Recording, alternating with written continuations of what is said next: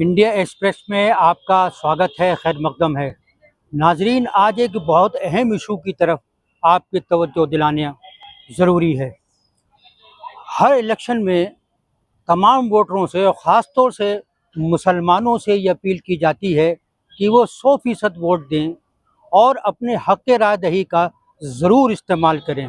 और ये एक अच्छे शहरी होने की हैसियत से, एक देशवासी की जो ज़िम्मेदारी होती है, उसकी हैसियत से ये ज़रूरी है कि चुनाव में हम अपने उस वोट के अधिकार को इस्तेमाल करें जो हमें संविधान ने दिया है। लेकिन हो क्या रहा है? क्या मुसलमान सही तरीके से अपना वोट डाल पा रहा है?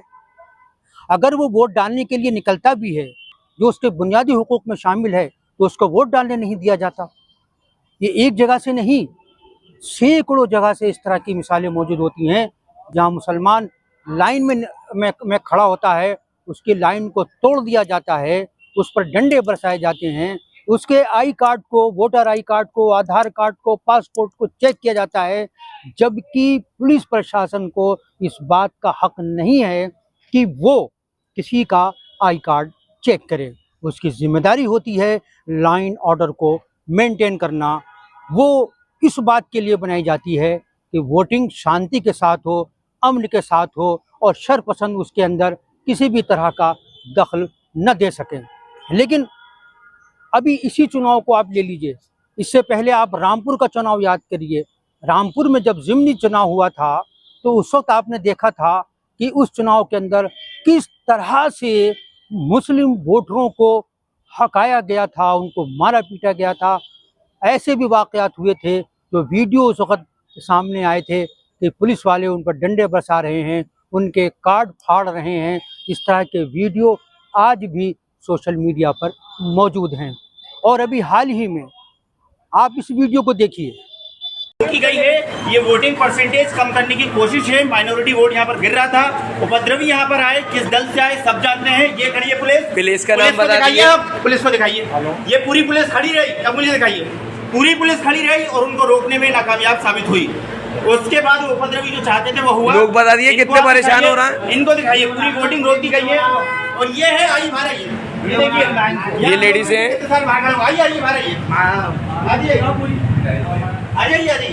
ये देखिए, ये हमारी माँ बहनें खड़ी हुई है, इनकी जिम्मेदारी कौन लेगा? अगर ये बेहोश हो जाती हैं, गिर जाती हैं, इनकी जिम्मेदारी कौन लेगा? इस वीडियो में किस तरीके से एक नौजवान बता रहा है कि लोग वोट डालने के लिए आए और उनको वोट डालने नहीं दिया गया। ख्वातीन को लाइन में खड़ा कर दिया गया। उनमें बीमार भी हैं, उनके अंदर कमज़ोर भी हैं, मरीज़ भी हैं, बूढ़े भी हैं, लेकिन उनको तपती धूप के अंदर लाइन में खड़ा कर दिया गया है। वोटिंग को थमा दिया गया है उनके। और एक वाक़या ऐसा आया कि हैदराबाद में जो ओवैसी की मुखालिफ उम्मीदवार थी मधुलता, उन्होंने खुद मुस्लिम ख्वातीन के वोटर आई कार्ड चेक किए, उनको उनके चेहरे से मिलाया। क्या किसी उम्मीदवार को इस बात का हक होता है? इनसे अंदाज़ा होता है कि मुसलमान वोट देने के लिए निकलता है।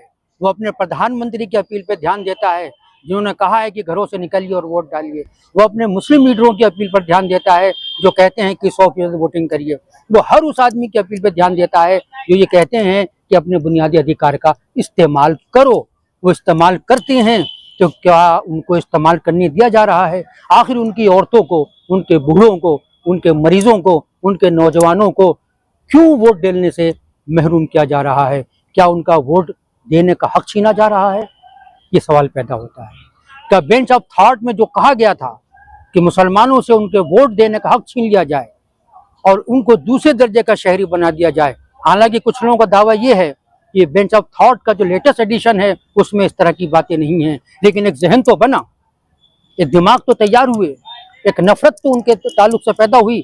तो ये बहुत बड़ा सवाल है। और उन मुस्लिम लीडरों से भी सवाल है जो ये कहते हैं कि 100% वोट डालें। जब वो वोट डालने निकलता है, उसकी पिटाई होती है, उसको खदेड़ा जाता है, वो जख्मी होता है, वो अस्पताल में भर्ती होता है, वो गिरफ्तार होता है, पोलिंग से पहले उसकी गिरफ्तारियां होती हैं, तब ये लोग क्यों नहीं मैदान में निकलते? तब वो लोग जो ये कहते हैं कि आप वोट देने के लिए निकलिए, तब उनकी ज़िंदगी का तहफ़्फ़ुज़ करने के लिए ये लोग कहाँ होते हैं?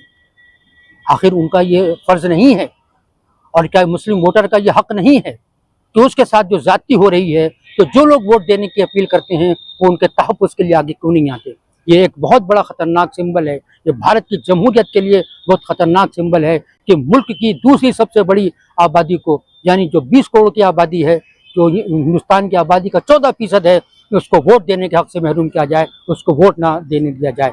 हमें इस पर सोचना होगा, हमें इसके बारे में जानना होगा और हमें ये देखना होगा कि आखिर ये मुसलमानों से वोट देने का क्या अधिकार इस तरह से छीना जा रहा है।